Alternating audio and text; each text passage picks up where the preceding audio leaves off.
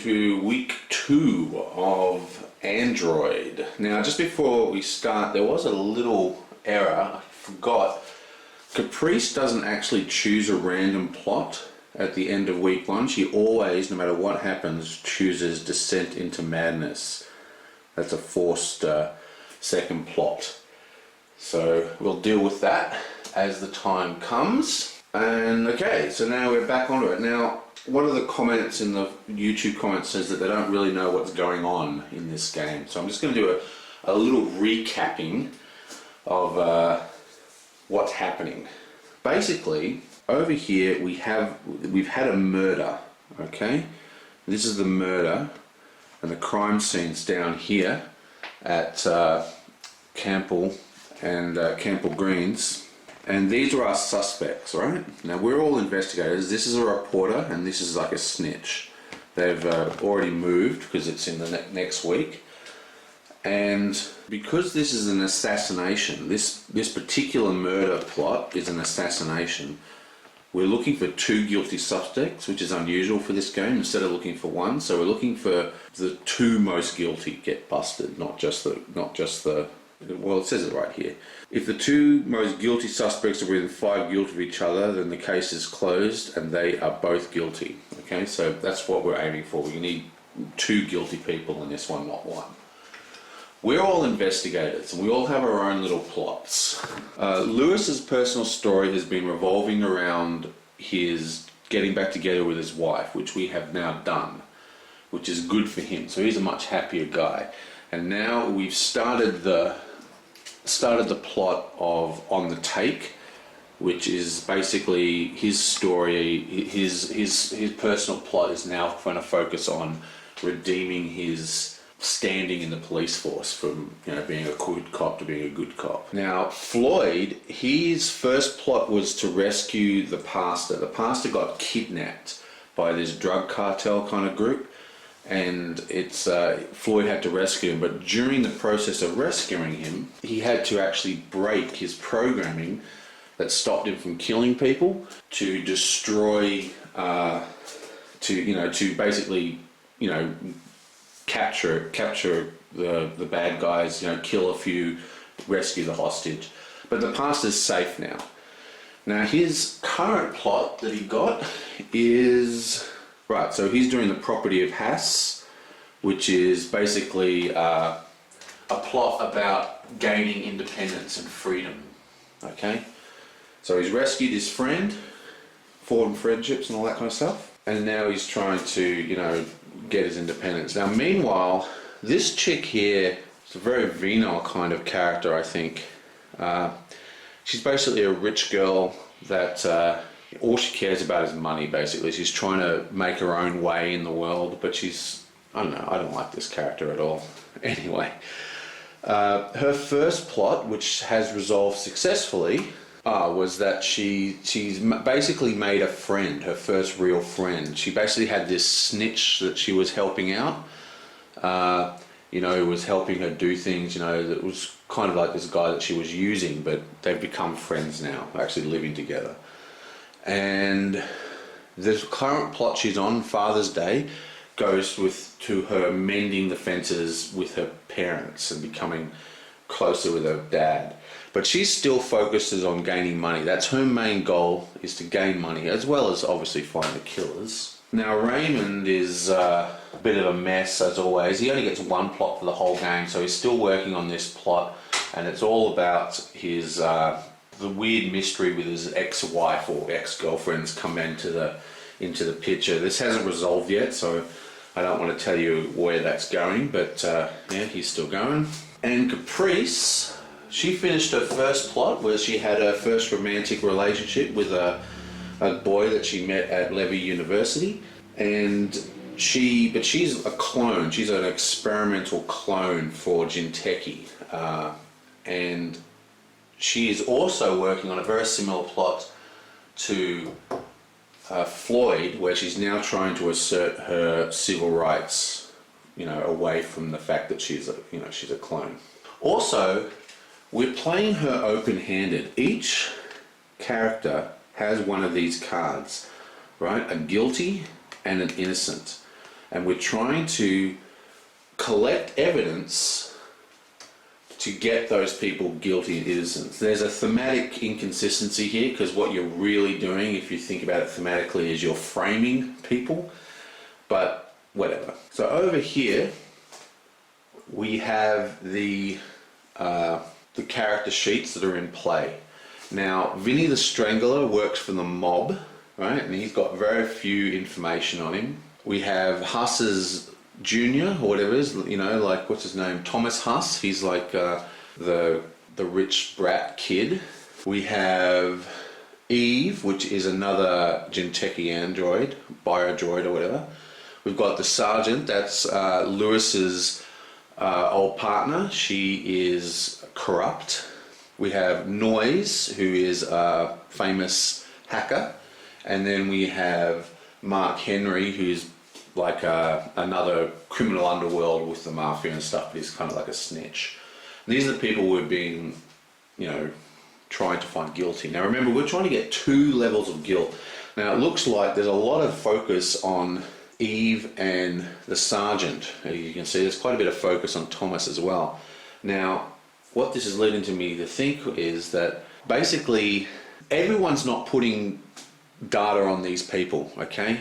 Like, there's only 2 copies of every card. There's only 1 copy of innocent, 1 copy of guilty. So either 3 people are only putting their information on, or other people are putting information on which they think is going to exonerate these people.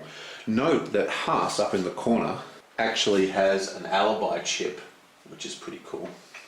That's a -5 guilt. Okay, so that's where we're basically up to. Now it's time to start our first turn, and the first player is still Floyd. Right, so we're starting with Floyd's turn, and he is up here at Wayslide. Now the thing is, you've got to remember, if we actually look at Wayslide, there's a little hit marker on top of this witness testimony, and that's because the Mafia, through Vinny's pals, Vinny the Strangler's pals, had actually put a hit on all the witness testimony.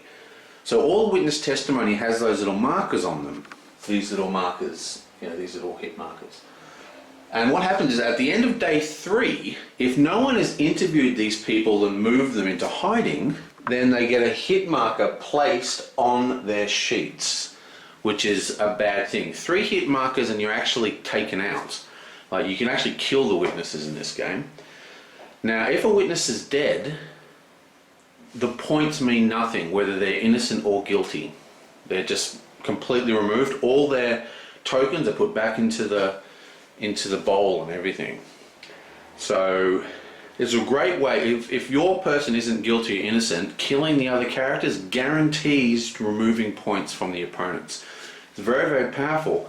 And usually it's very, very hard. There's a few events that place hit markers. We actually have 3 hit markers out, which is quite strong. We've got 1 on Vinny, we've got 1 on Eva, and 1 on the Sergeant. Now, at the end of day 3, any witness that isn't interviewed is going to get another hit marker. So we know that Caprice, for example, because she's playing open-handed, they're her characters that she's interested in. Noise for innocent and Eva for guilty. Both of these guys are actually going to start telegraphing to the other players, because we're not going to chase up this marker. To get to this marker, whoever has the Sergeant as a guilty suspect needs to get all the way to the moon and interview them before turn 3, or a second hit counter is going to go down. And so there's no point in us interviewing her until that hit counter's, you know, resolved, because that'll give us a very strong opportunity to kill this character. All we need to do is wait a little bit and get the second one, and then use one of the other ways to get hits. You can get hits from the actual puzzle pieces. You can see that we've already got 2 puzzle pieces with hit markers being placed. That's how these hit markers got placed.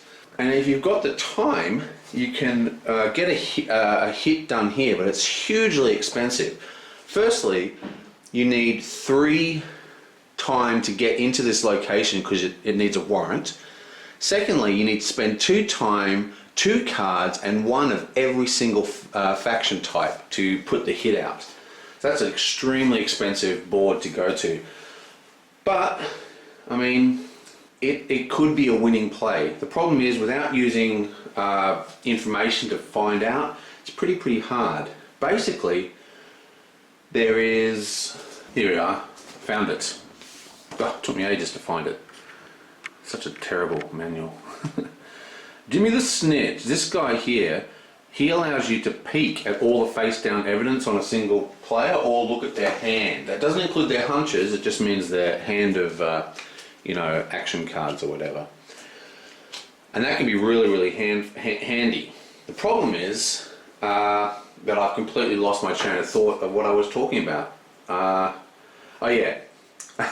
Yeah, so if you're losing and you think that this is definitely going to come out guilty, killing her could be a great advantage.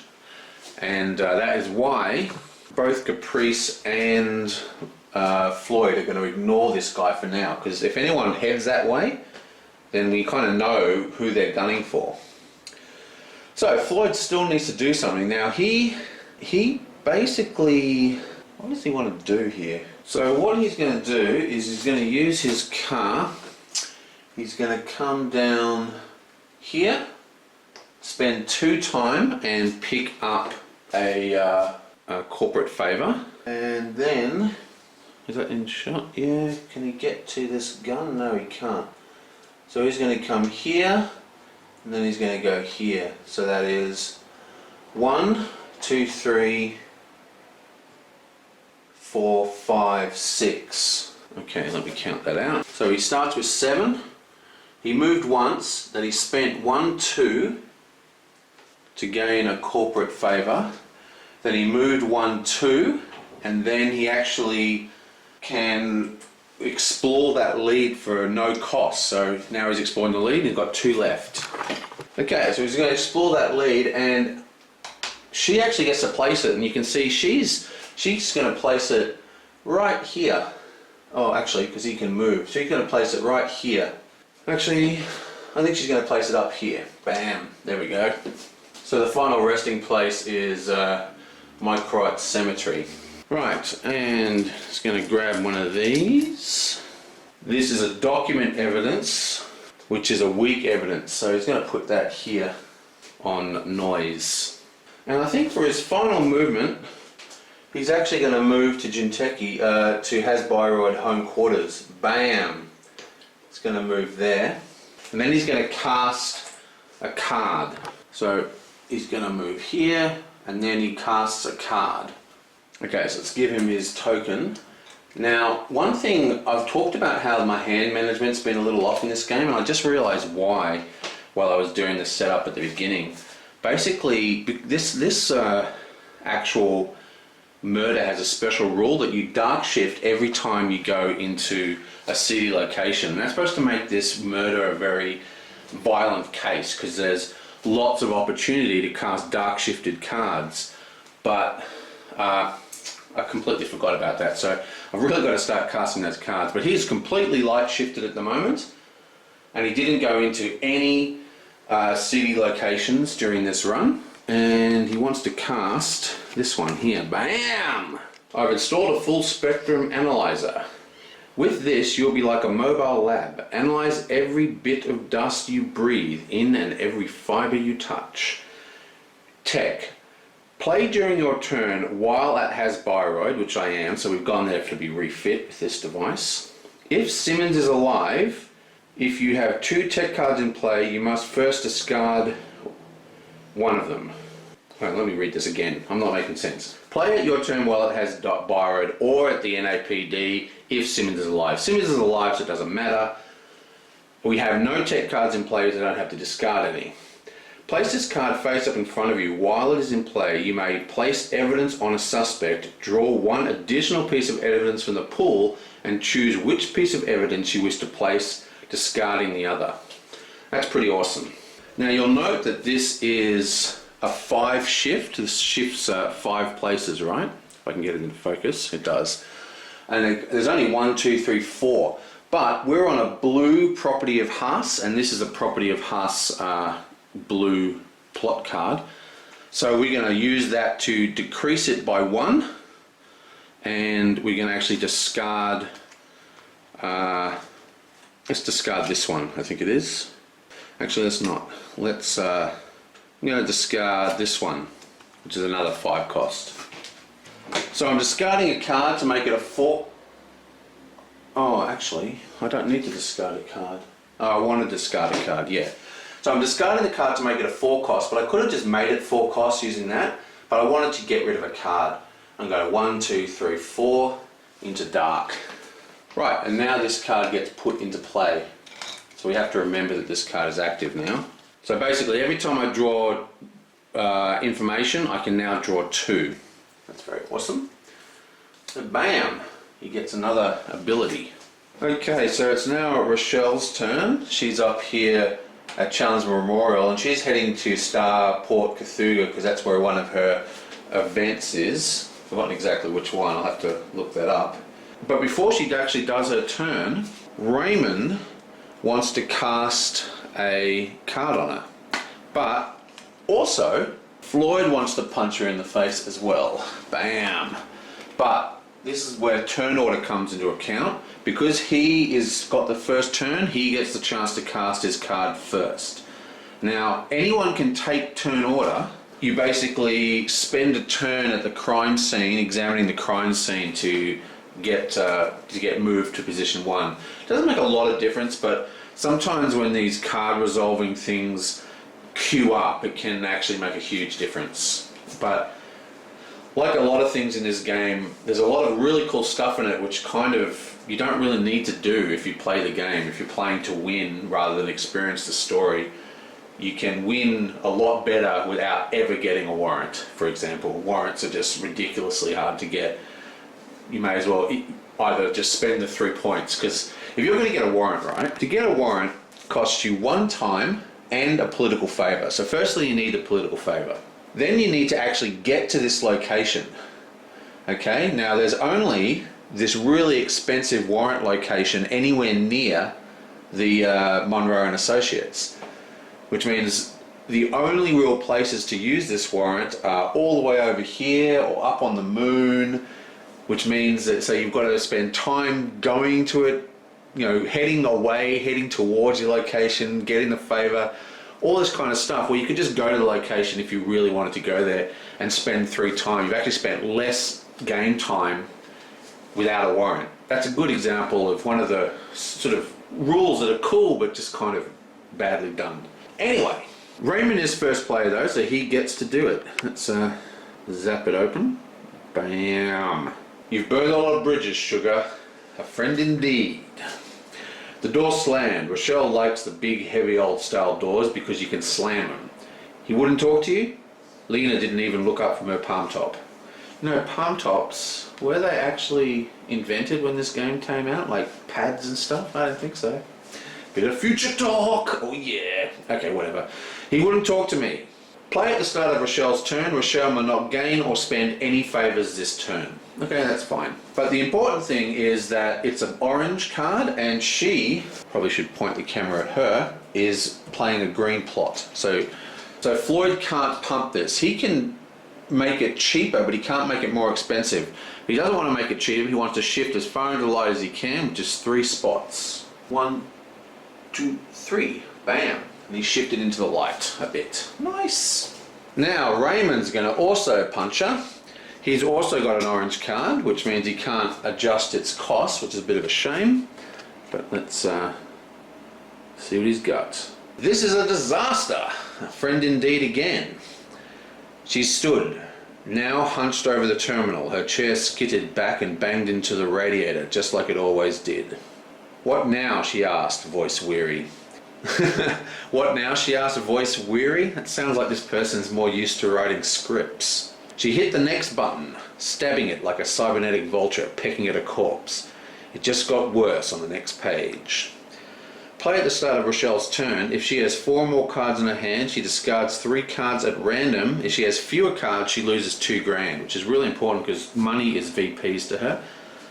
But Raymond's casting this for the 3 light shift. 1, 2, 3. Bam. And Rochelle actually has 5 cards. 1, 2, 3, 4, 5. So she's got a Shuffle them up. And discard 3. 1, 2, 3. Okay, now her turn can actually start, and obviously the first thing she's going to do is go to the starport and collect the marker there, which corresponds to this card here, Bounty. Remember, she's a bounty hunter. Here we are. So we collected the bounty already. When you collect the bounty, place a marker on starport Cayuga. When you spend 2 time there, retrieve it. Once retrieved, you may discard this card and play when playing a cyberware card for 0 cost. Basically, she's now had the upgrade slot installed, and now she can buy a cyberware card. Did she have any left? No, she doesn't have any cyberware cards anymore. How annoying.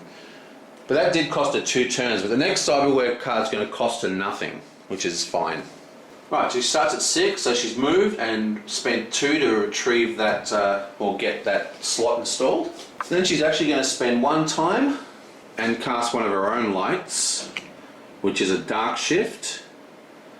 And she's going to play during... Oh well, I'll read the whole thing out, shouldn't I? This is a Father's Day, which is the clock that she's on.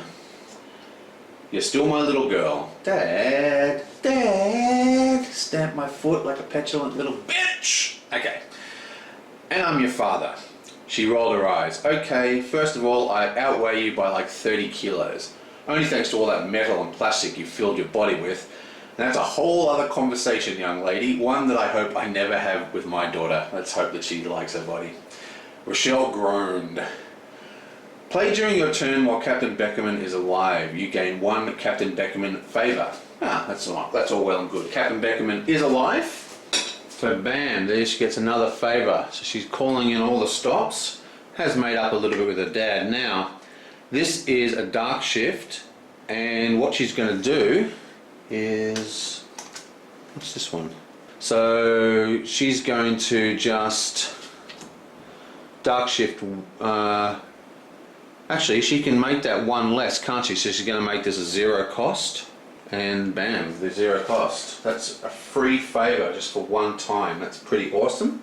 And then she's just going to come down. So she's going to go 1, 2 for the last 2 time. And that's a rich location. So she gets to draw another card. Beautiful. Bam. She should have actually increased that cost because she's got no dark cards. I've already... You know what I'll do is she's... what am I going to do here? She needs dark cards. Oh well, we'll just leave it like that for now. And that's the last 2 movement. Bam, bam. Let's go to 6 for the next guy. Oops, I screwed up big time. I forgot to take Lewis's, my personal favourite's, turn. So, whoops, let's do his turn now, shall we? Psst, no one will know. No one will notice. Okay, so Lewis is down here. Okay, so his first move, he's going to come into here, which is a Ritzy location, and of course, this is the first time this happened. He's actually going to follow this lead, which removes this token. So as I talked about at the beginning, he's just basically told everybody that he cares whether that character lives or dies.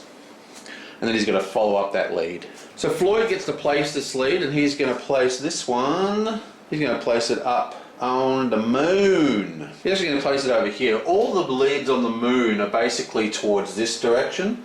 So by placing it over here, it's going to be in the moon where Floyd can get to it, but it's also unlikely that she's going to suck it up. And what she got for us? Going to place this here.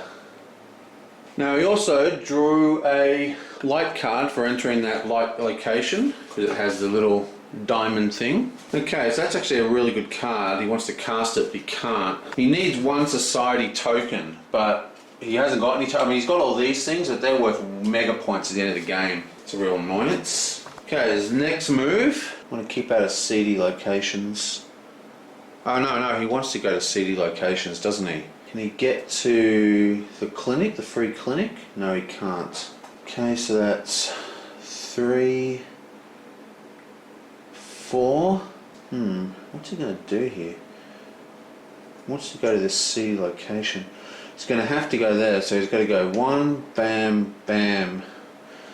Okay, so we walked into a seedy location. I think he's going to take a Floyd card. Floyd and Rochelle really seem the biggest threats to him. So he gets a Floyd card and he dart shifts 1 for going into a seedy location. That's a special rule of this particular murder. So it started at 6. He moved to the stadium. He followed a lead. He then moved to Monroe and Associates. Then he moved to the 3 Clinic, picked up a dart card. Then he moved to Pat's Pub. And then he followed up the physical lead at the pub. So he follows up this physical lead, boink. And Floyd is once again going to do the same deal. Well, I guess he can't put it on the moon. So instead, he's going to put it all the way over here at the Heaven and Hell Club. Now I know that I'm pretty sure there's at least 2 more of these in the decks, and they're only in the upper decks. So I think what I'm going to do is, I'm going to use his ability to go up 1 slot to this location. So he's now pointing at stack 2. And that's all I'm going to do with that lead. Helps me probably show you that. I just moved into this stack from here. So he's moved 1 up. Look how faded my chip is, left in the sun one day. Oh! Okay, so, and that's the end of his turn. So I wasn't too interfering, playing out of order, but could have been worse. Right, let's go. Next. Right, so now it's Raymond's turn, and he's over here, kind of in the middle of nowhere. There's no clues, there's nothing around him, nothing to do, so he's just going to start heading this way. Now he's got one of the longest, fastest cards in the game. Meow, bam, so he can get all the way to Nat's Microbrewery. And then he's going to go to the Lem Lab. And then he's actually going to cast this card here. Now this card is an interesting card. Of course it's so simple, the old flame. We should have cast this a long time ago. Not a problem, it just so happens that I'm familiar with the ashes of over 300 different brands of cigarettes. The officer holding up the ash looked at me in astonishment. Really? That's amazing. I nodded. Also, the brand name is printed on the side of the cigarette butt. Boom, tish. This card costs 0 time to play. Play during your turn. Follow up a lead for 0 time. So while this card doesn't cost any time to play, most light cards cost a time, we still have to play the cost, which is 1. So we're going to do 1 shook and follow up that lead. Yeah, boing. Now, I think this is coming off a green location, and we can place it anywhere we want. Remember, it's being placed by Rochelle. Now, she's in the route, so I think she's going to place it down here at the Blue Sun Stadium. This is the route here, so it's kind of near where she's going to exit. And I think he's going to use the dig deeper option to just go up to this top pile. Now he's going to go again and come down here to Levy University, where he's going to follow up a lead on this kid. This is Thomas Haas, and of course it's going to get rid of the hit token, because he's now going to be moved and stashed in a safe location. And this is coming off a red, so I'm going to place that here. And he's going to grab a token. This is coming off a week, so we're going to put it in the testimony area of Thomas Haas. Alright, and that gives him, he starts with 6 time, so he moved 1 to Nat's Brewery, he moved to Lem's Library, he then investigated without doing so 1 to the brewery, 1 to the library. He then investigated the physical lead without doing, using the card, so he doesn't pay 1. Then he moved to the university, and then he investigated, gives him 2 more. Probably what he's going to do here is he's going to actually use his special ability here from his card, which reads, once per turn, Ray may draw 2 cards for 1 time. These cards may be from the same or different decks. And he's going to do that twice. He's going to do 2 draws. It's going to allow him to draw 2 cards from here. Oh, let's just have a look at them first, see if there's anything we want to do straight away. And actually, I read that wrong. he can only draw once, do this ability once per turn. Once per turn. So, these are the two cards he drew, and we're actually going to cast this one straight away. It's a blue card, and he's running the blue plot, so he's going to use the plot to reduce this by 1 cost to make this a 2 dark shift. 1, 2. And this says, hey, didn't you fly in the 21st Division? I used to fly too. My ship was the Beast. The grizzled pilot looked impressed. You're fearless, Flint? Somehow I thought you'd be taller. I get that a lot. Play during your turn to gain a dropship pass. Wow, we have 2 dropship passes now. We should start using them. Okay, that's the end of his turn. Sweet. Okay, so it's Caprice's turn. She's up here. She's also going to ignore that person. And she's just going to start hoovering up all these clues of ultra goodness. So let's get a bike. That's what this game needs. It needs a we all got cars. Where's the space bike? Where's Canada? Okay. So, bam, it's 1 into the Earthrise Hotel. That gives us a light card. And then bang into French Unity Church. It gives us a clue to follow up. And then we can do the same thing there. That should be her whole turn. Just make sure she can't actually cast any cards because she's completely dark shifted. Wow, she needs dark cards. I think I might have missed giving her some dark cards actually. She actually just left Artmanship Software, which is a dark card, so she should have at least 1 dark card. So I've consulted with the judges and I have allowed her to draw another card. So I am. Let's grab one of Flint's. No, I don't. I think the real threat is still Rochelle. No, actually, it's definitely Lewis still. Let's get another Lewis card. Remember, she starts with 7 turns now because of her. She's very sane at the moment, and she is going to go. So she moved 1 to the Earthen Hotel. Then she moved 1 and did look up the clue. Then she's going to move 1, look up the clue. It's going to give her another 2 turns. I think she can go 1 and look up another clue. She's going to look up 3 clues this turn. That's powerful. So it's 6, 5, 4, 3, 2. So she's got another 2 turns. You can actually get this one. Boom, boom. Okay, so let's get this document clue at the church. These get placed by Flynn. Going to place this. There's no yellow. Oh, there's a yellow here. Bam. Perfect. He's going to put that there because he's just going to put all these clues in this side and he can just whoop, flip over and grab them. That's awesome. She's going to take 3 of these data cubes and they're all coming from the same thing, as in they're all document evidence. Remember, we're trying to make this chick guilty and this guy innocent. So we drew a -2. So we have 2 choices. We can put a -2 here in weak, but that's pretty bad.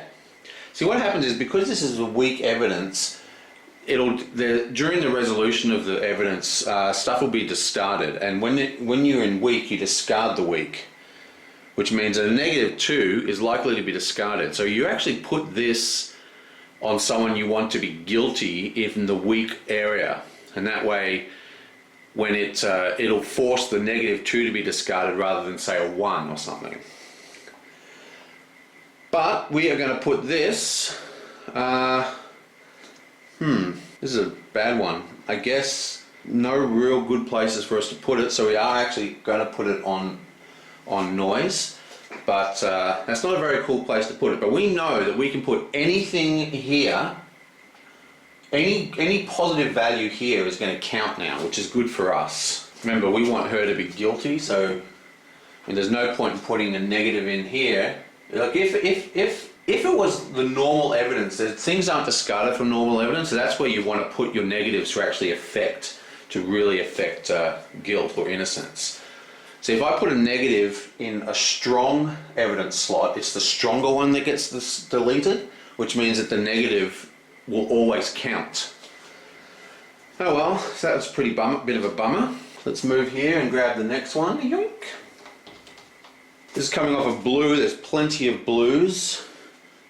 Gonna stick this. There's no seedy locations over here. That's why he's got no seedy stuff. I think he's gonna stick that over here. She's gonna grab another evidence cube, badoink, and it is, oh, juicy 4.